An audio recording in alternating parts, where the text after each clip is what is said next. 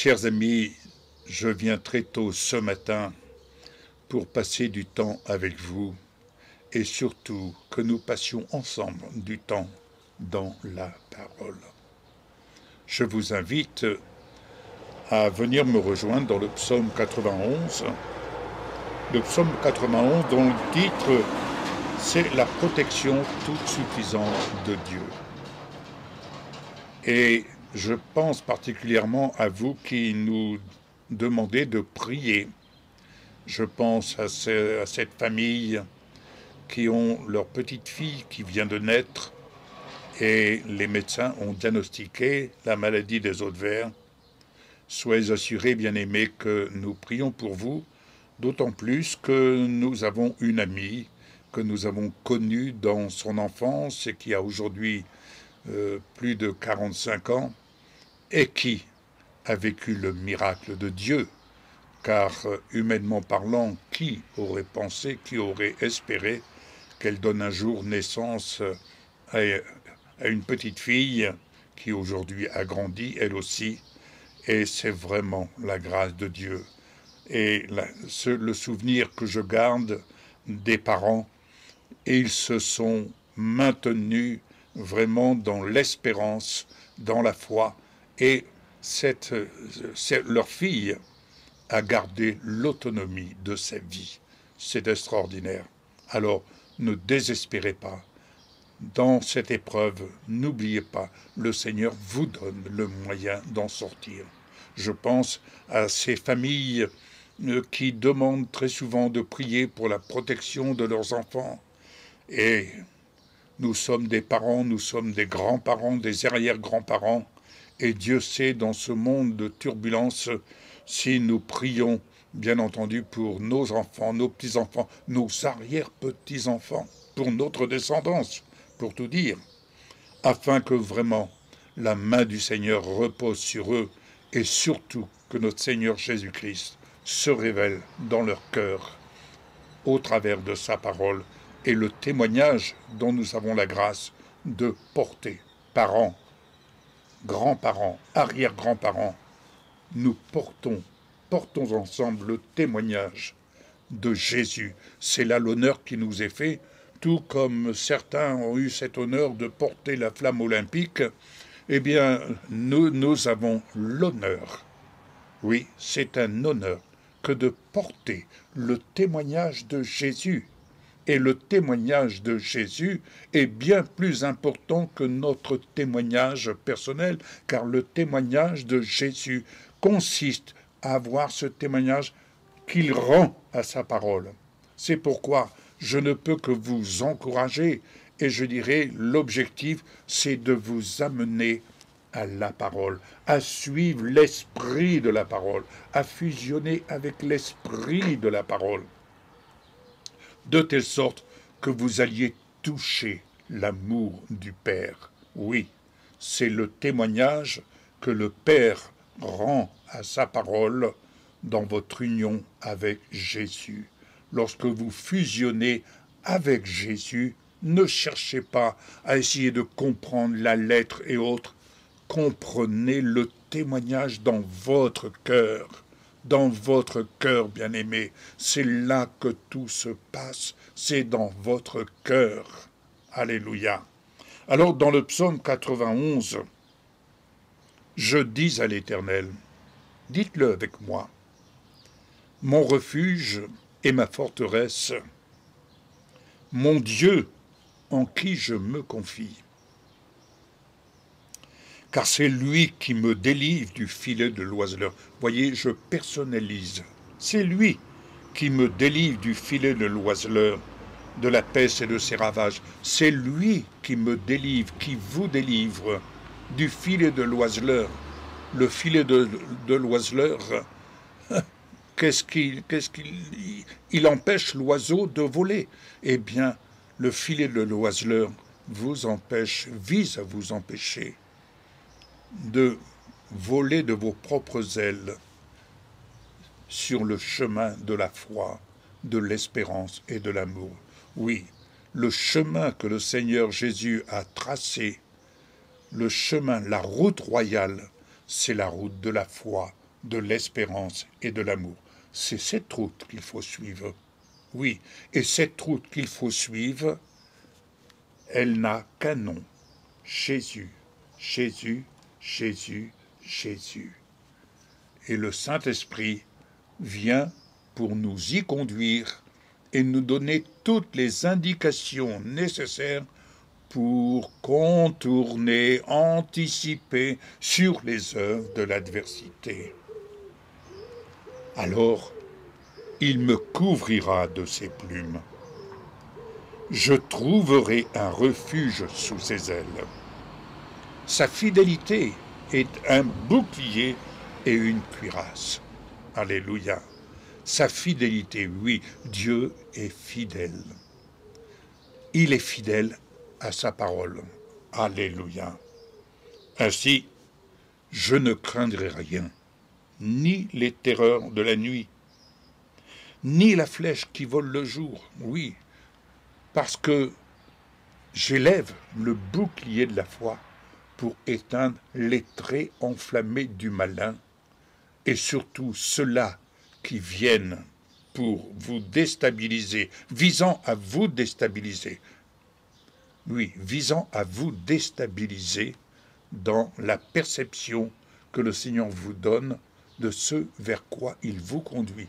Il vous donne le moyen d'en sortir. Il vous donne le moyen de croître, de grandir. Comme je l'ai dit récemment, abandonnez vos schémas. Donc, laissez-vous transformer et apprenez à adapter votre vue à la lumière de la parole. On est toujours d'accord, à la lumière de la parole. Mais acceptez de vous laisser transformer. La façon dont nous pensions il y a 15 ans, 20 ans, nous voyons, vous savez, ce qui nous pousse à modifier notre façon d'être, c'est la parole, mais parce que la parole, elle ne change pas. Mais la parole nous amène à traverser et à voir la jeunesse qui est là. Je parle quelquefois avec mes petits-enfants. « Ah, mais papy, ça, c'était ton temps. » Oui, oui, oui. Mais il y a une chose qui ne change pas. C'est la parole. C'est la parole. Mais maintenant, dans la façon d'aborder les sujets, c'est tout à fait autre chose que la façon dont nous avons pu aborder certains sujets il y a 20 ans. Vous voyez, c'est dans ce sens que je dis il faut abandonner des schémas qui ont eu leur bon côté, mais aujourd'hui, il faut aborder les sujets. Quand vous écoutez nos jeunes parler, comme on dit, les enfants, vous savez, il y a des choses qui s'impriment dans leur esprit très jeunes, et ce n'est plus comme il y a 20 ans, ni du temps de nos parents, qui, après la guerre, eh bien, ils vivaient une certaine époque. Bref, pour vous dire, avançons de jour en jour et de gloire en gloire. Nous allons de gloire en gloire. Pourquoi? Parce que le Seigneur a passé son temps dans la prière sur la montagne. C'est-à-dire, il supervisait tout ce monde qui l'entourait.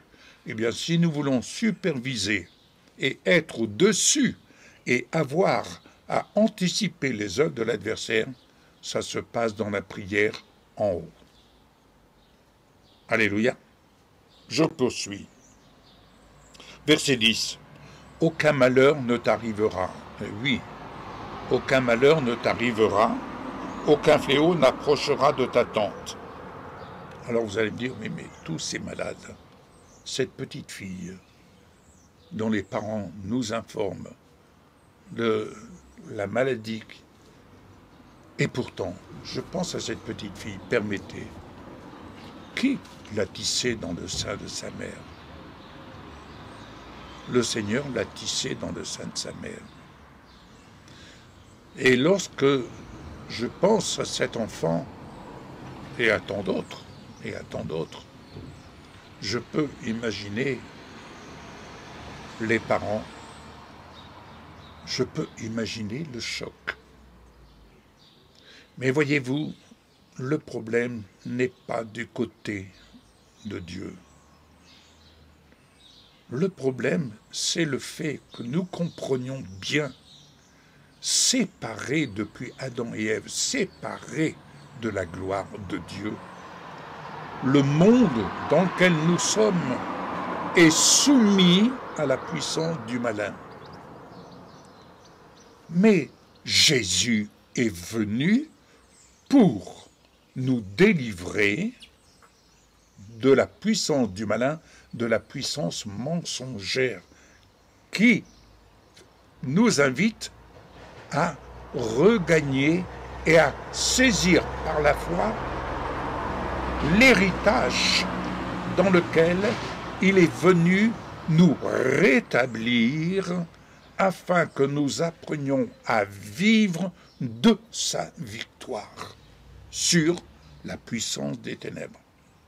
Acceptons une fois pour toutes, acceptons que le Seigneur, dans toute épreuve, venant pour nous réconcilier avec le Père, notre Créateur, eh bien, il vient par sa parole afin que nous nous adaptions à la lumière de sa parole, que nous nous adaptions dans cette position de victoire sur les œuvres des ténèbres. Ainsi, il ordonne à ses anges de nous garder dans toutes ses voies. Oui, et il dit encore, je te protégerai puisqu'il connaît mon nom. Je te protégerai puisque tu connais mon nom. Connaissez-vous le nom de Yeshua, Jésus-Christ glorifié? Connaissez-vous son nom? Vous l'invoquerez et il vous répondra. Il sera avec vous dans la détresse. Voyez, Jésus est là avec nous dans la détresse. Il nous délivre et nous le glorifierons. Alléluia. Il nous rassasiera de longs jours et il nous fera voir son salut. Amen. Bien-aimés, saisissez cette parole. Saisissez cette promesse du Seigneur. Quel que soit ce que vous traversez dans l'épreuve, nous avons traversé les épreuves. Nous aurions pu poser 1001 questions. On ne s'amuse pas à poser des questions. Pourquoi? Comment? Je ne comprends pas. Non, ça ne nous fait pas avancer, ça nous fait descendre. Non, nous relevons la tête et nous disons, Seigneur Jésus, tu as dit que tout est possible à celui qui croit. Eh bien, cela nous amène à nous enraciner pour tenir debout et te dire notre confiance dans ce que tu promets. Ce que tu dis, ce qui est écrit, nous ne discutons pas, c'est ta parole, nous ne comprenons pas tout, mais nous apprenons à découvrir tout ce que l'esprit de ta parole nous amène à vivre, à saisir et à en recevoir la révélation. Alléluia.